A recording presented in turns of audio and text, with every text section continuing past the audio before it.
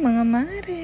Dahil nga sinisipon yung baby namin, nahirapan siyang huminga pag nakaplat yung uno niya. Kaya ayan, tinaas ko siya dito. Buti na nga lang mga mare, masarap pa din yung tulog niya kahit nga barado yung ilong. Pag nga dumidedi lang kami, dun nga lang siya nagmumuryot dahil nga nahihirapan siyang huminga pag dumidedi ata. At kanina nga, alas 6 na ng umaga kaming nagising. Usual mga mare, kahit may nararamdaman yung baby namin, ayan, masayahin pa din siya. Ito nga palang Dysodrin yung pinapainom ko sa kanya. Buti na nga lang napapainom ko na siya sa dropper ngayon. Alam niyo naman mga mare, nahalo ko lang sa dede pag nga pinapainom ko siya ng vitamins. Pero ayan, sinubukan kong pinainom sa dropper at nagustuhan naman niya. At para nga malunok niya ng tuluyan yung gamot, ayan, pinadedi ko siya, kaya lang ayaw niya. Kaya ayan, bago nga kami lumabas dito sa kwarto, naglaro-laro muna kami. Pero dahil maglalaba ako, maaga nga kaming tumayo ngayon. Katatapos ko nga pinarawan dito mga mare, na antok na, kaya ayan, pinatulog ko na muna. Pagkatulog niya nga dyan, pinabantayan ko sa panganay ko, tapos tinuloy ko nga yung nilalabhan ko. Hindi pa man nga ako tapos naglaba mga mare, nagising na daw. Sabi ng panganay, Diyos ko, nung ginising niya kanya. Inayaan ko na nga siyang gising para makapagpahinga siya. Tapos ayan, napaligo na nga namin. Katapos niya nga maligo, ayan, nagutom yata yung baby namin. Tapos yan nga, tinemperature ko siya. Tapos nilinisan ko nga yung ilong niya. Diyan kami nag-aaway mga mare sa paglilinis nga ng ilong niya. At syempre dahil katatapos niyang maligo, ayan, inaantok na naman yung baby at nakatulog na nga. Pag talaga bagong ligo yung baby namin mga mare, talagang madali lang siyang antokin. At saka nakaantok yata yung gamot niya, kaya ayan, tignan nyo, knockout na naman. Tapos nga nung mag-aalas 2, ganyang oras yata talaga yung tiyan niya. Tignan nyo, namumula pa talaga yung baby namin. Abay, na-istorbo lang talaga yung gising niya dahil nga yan sa tiyan niya. Nasya-shock pa nga yung baby, talagang gusto pa yata matulog, kaya lang talaga itinawag ng kalikasan.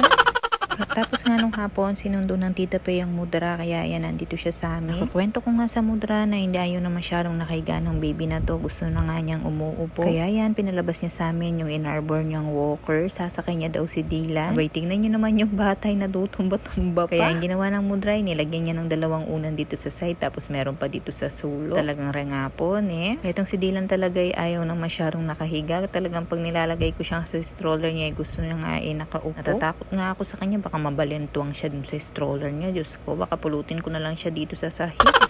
Dahil nga nakipagmarites kami sa labas, hindi ko nga siya agad na ilamusan. Nuko po yung batang to, hindi ko talaga maiwan. Tingnan nyo naman, Diyos ko, gumapang na naman hanggang doon. Kinuha ko nga siya dyan para painumin ng gamot. Abay, kanina nga gustong gusto niya yung gamot kaninang umaga, pero ngayon talagang tinapon niya. Kaya yung ginawa ko para hindi masayang, ayan, nilagay ko na lang ulit sa daddy niya. Abay, kaninang umaga kaayos-ayos ko siyang napainom, tapos ngayong hapon ayaw na niya sa dropper. Nuko, late ko na nga siyang nailamos dyan, kaya pinasuot ko na sa kanya agad yung suit niya. Dati nga alas 4 o alas 5 na ilamusan ko na nga siya ng hapon. Dahil nga namarites ako sa labas, tapos na nga kaming nag-dinner, hindi ko pa nailamusan tong batang to. Kaya yan, diretsyo na yung ilamos niya kasabay ng suit niya. Hindi ko na nga dinoblihan, ito na nga yung pantulog niya. Ready ko na nga yung baby dyan, kaya yan pinagbaburp ko. Nuko, kaliko na ng batang to. Laging umaandar itong 2 puyo niya na hindi magkasundo sa iko.